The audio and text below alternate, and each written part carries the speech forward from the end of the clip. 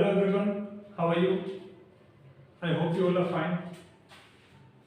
Welcome to Anubhav Commerce classes. From now on, we are going for a series which will cover share capital, full-fledged with lots and lots of examples. हम इस series में second book class 12 CBSE board की accountancy की second book को पूरा का पूरा cover करने वाले हैं। सारे कॉन्सेप्ट्स, सारे एग्जांपल्स और अनसॉल्व्ड क्वेश्चंस के साथ। तो आज जो हम जो चैप्टर शुरू कर रहे हैं वो है issue of shares. Issue of shares. अब शेयर्स से पहले हम बिजनेस की बात करते हैं। स्टार्टिंग में हमने 11th में सबसे पहले पढ़ा था एक बिजनेस फॉर्म जिसे कहा गया सोल प्रोप्राइटरशिप। सोल प्रोप्राइटरशिप क्या होता है? जहां पर एक सिंगल ओनर बिजनेस को रन करता है, वो सिंगल ओनर बिजनेस को मैनेज करता है और वही सिंगल ओनर बिजनेस में पैसा लगाता है। उस टाइप के बिजनेस को क्या कहते थे? Sole proprietorship. जब सोल प्रोप्राइटरशिप में एक लिमिटेशन लिखी कि एक आदमी पूरे बिजनेस को रन नहीं कर सकता जब उस बिजनेस का साइज इंक्रीज होता है। जब बिजनेस ग्रो करने लगता है तो एक आदमी बिजनेस को रन नहीं कर सकता, उस बिजनेस को रन करने के लिए एक से ज्यादा आदमियों की जरूरत पड़ती है। तो हमने सोल प्रोप्राइटरशिप से आगे बढ़कर एक नया फॉर्म ऑफ बिजनेस शुरू किया जिसे कहा गया पार्टनरशिप। उसमें क्या था कि दो या दो से ज्यादा व्यक्ति, दो या दो से ज्यादा पर्संस मिलकर जब कोई बिजनेस करेंगे प्रॉफिट मोटिव के लिए, उसे क्या कहा गया?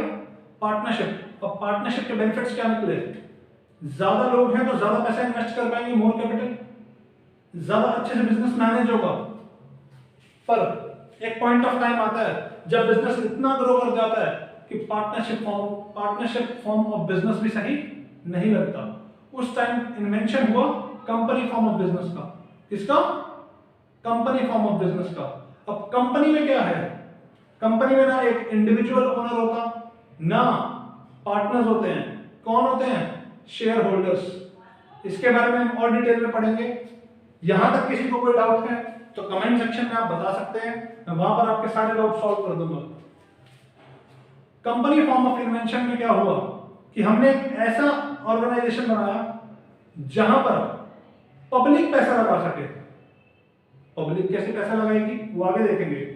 जहां पर पब्लिक पैसा लगा सके, कोई भी इंडिविजुअल पर्सन जो अपना पैसा किसी बिजनेस में इन्वेस्ट करना चाहता है तो वो उस कंपनी के शेयर्स खरीद सकता है। अब बात आती है शेयर्स क्या होते हैं। कंपनी फॉर्म ऑफ बिजनेस में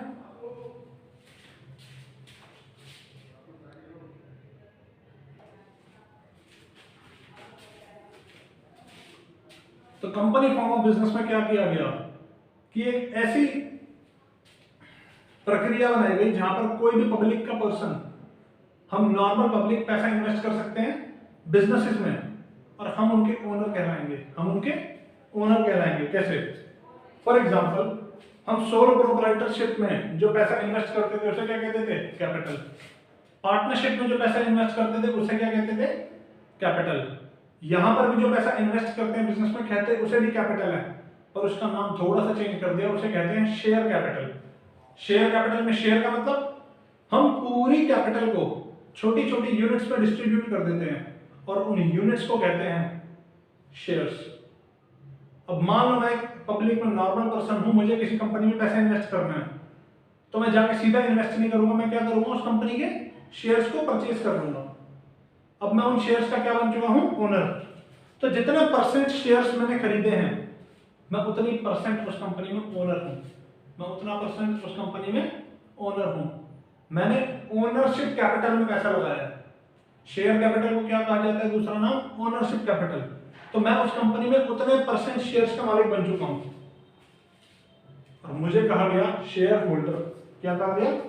शेयर होल्डर। तो जब पार्टनरशिप फॉर्म ऑफ बिजनेस में थोड़ी लिमिटेशन आने लगी तो उसे और ग्रो करने के लिए कंपनी फॉर्म ऑफ बिजनेस का इन्वेंशन हुआ।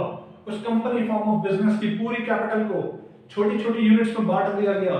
उन छोटी छोटी यूनिट्स को क्या कहा गया? शेयर्स। उन छोटी छोटी यूनिट्स को क्या कहा गया? शेयर्स।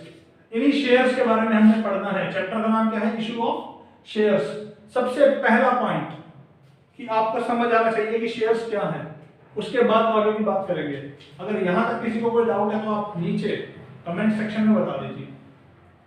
अब कंपनी हमने पढ़ ली, कंपनी क्या होती है, अब उसके कैरेक्टरिस्टिक्स क्या होते हैं वो पढ़ते हैं। What are the characteristics of a company? The number one characteristic is separate legal entity. Separate legal entity इसका मतलब क्या है कि जैसे मैं एक पर्सन हूं, मेरी अपनी अलग पहचान है, आप में से आप सबकी अपनी अलग पहचान है, तो जैसे ही आप अपने बिजनेस फॉर्म को एक कंपनी में कन्वर्ट कर दोगे तो उस बिजनेस की भी अलग से पहचान हो जाएगी। फॉर एग्जांपल, आपने टीसीएस कंपनी का नाम सुना है, टाटा कंसल्टेंसी सर्विसेज। ये क्या है? कंपनी फॉर्म ऑफ बिजनेस है। तो टीसीएस की एक अपनी अलग पहचान है, उसके अंदर कौन काम कर रहा है, कौन मैनेज कर रहा है, वो बात अलग है। आप टीसीएस को टीसीएस के नाम से जानते हो, तो टीसीएस कंपनी की एक अपनी अलग पहचान है। वो एक सेपरेट लीगल पर्सन है। लीगल पर्सन मतलब लॉ उसे एक अलग आइडेंटिटी प्रोवाइड करता है। Second, separate identity from its members. Members की आइडेंटिटी अलग है। मेंबर्स कौन हुए? शेयर होल्डर्स, जिन्होंने उसमें पैसा लगा रखा है, जो उस कंपनी के ओनर्स हैं। वो ओनर्स की आइडेंटिटी अलग है और उसके कंपनी की आइडेंटिटी अलग है। अब इस आइडेंटिटी का तो बेनिफिट भी है, या हम सिर्फ टाइम पास के लिए बोल रहे हैं आइडेंटिटी अलग है? इस आइडेंटिटी का बेनिफिट क्या है? वो कंपनी अपने नाम से कोई भी कॉन्ट्रैक्ट कर सकती है, कोई भी प्रॉपर्टी खरीद सकती है, कोई भी प्रॉपर्टी बेच सकती है, किसी तीसरे पर्सन के साथ कोई भी डील फाइनल कर सकती है अपने नाम से। अगर रिलायंस को किसी और के साथ कोई कॉन्ट्रैक्ट करना है तो उसे अपने किसी वर्कर की या अपने किसी मैनेजर की जरूरत नहीं है। रिलायंस अपने नाम से भी एक कॉन्ट्रैक्ट के अंदर एंटर हो सकता है। Second characteristic, perpetual existence. Perpetual existence इसका मतलब क्या है?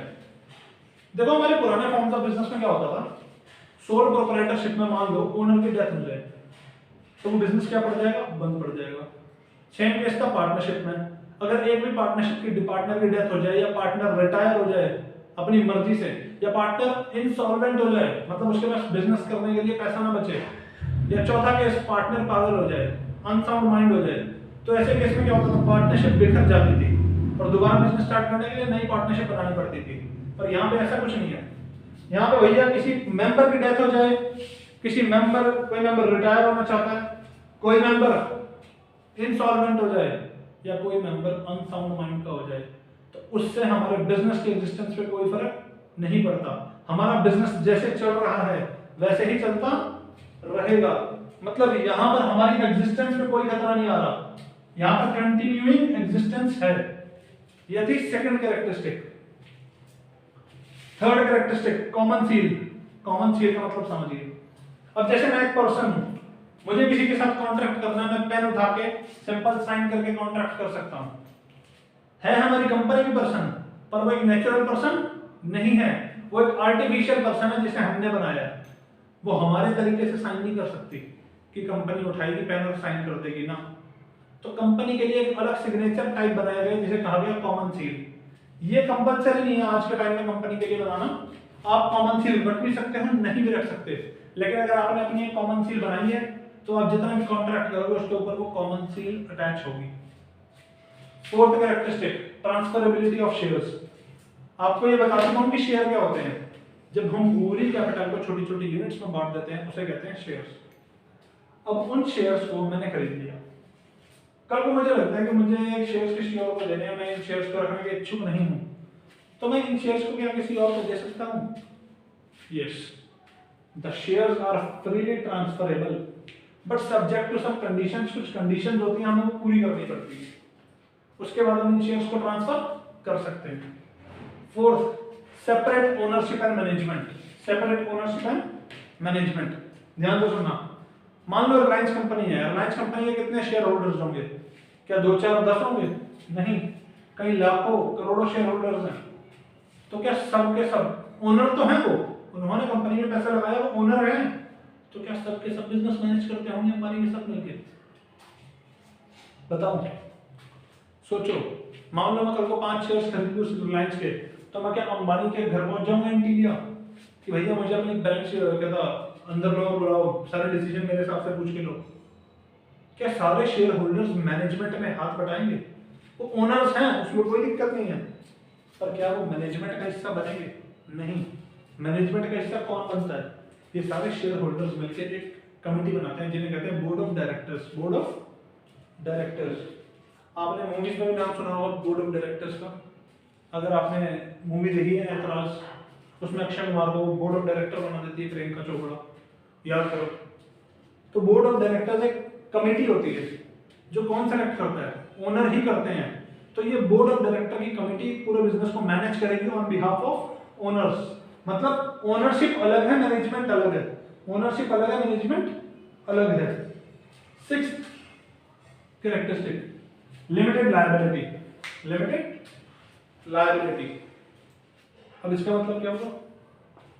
थोड़ा सा हम फिर से पीछे जाते हैं, पार्टनरशिप पढ़ते हैं जो आपने 11th क्लास में पढ़ा है।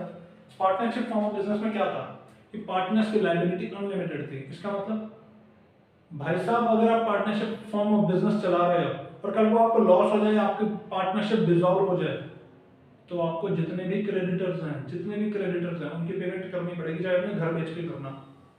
आप उनसे पीछे नहीं हट सकते कि भाई हम तो नहीं करते। जब तक आप बिल्कुल नहीं बिक जाओगे ना, आपकी एक मतलब प्रॉपर्टी नहीं बिक जाएगी, तब तक आपको लोगों के पैसे चुकाने पड़ेंगे। इसे कहते हैं अनलिमिटेड लायबिलिटी। पर कंपनी के केस में ऐसा नहीं है।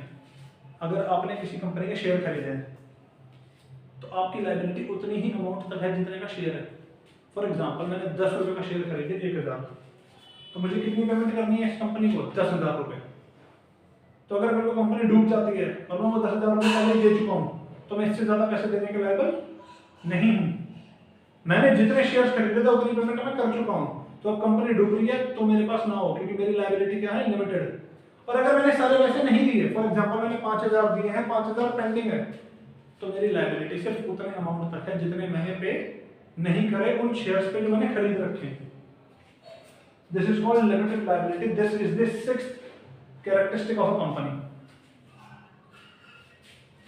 अगर अब इस टॉपिक में किसी को कोई डाउट है तो प्लीज आप कमेंट सेक्शन में बता दीजिए, आपके डाउट्स क्लियर कर दिए जाएंगे।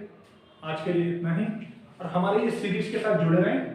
इसमें आपको क्लास 12th अकाउंट्स के लिए कोई भी आपको कोचिंग लेने की जरूरत नहीं है, कोई भी आपको एक्स्ट्रा मनी वेस्ट करने की जरूरत नहीं है, क्योंकि यहाँ पर मैं पूरी क्लास 12th अकाउंट्स आपको कराने वाला हूँ 2022 बोर्ड्स के लिए। 2022 बोर्ड्स के लिए जो आपके फाइनल एग्जाम होंगे मार्च 2022 में सेकेंड टर्म के, उसके लिए मैं आपको सारी की सारी अकाउंट्स कराने वाला हूँ। तो आप इस सीरीज के साथ जुड़े रहें और इस सीरीज को लाइक करें, हमारे चैनल को सब्सक्राइब करें, इस वीडियो को शेयर करें ताकि और भी लोग इसे देख सकें। Thank you.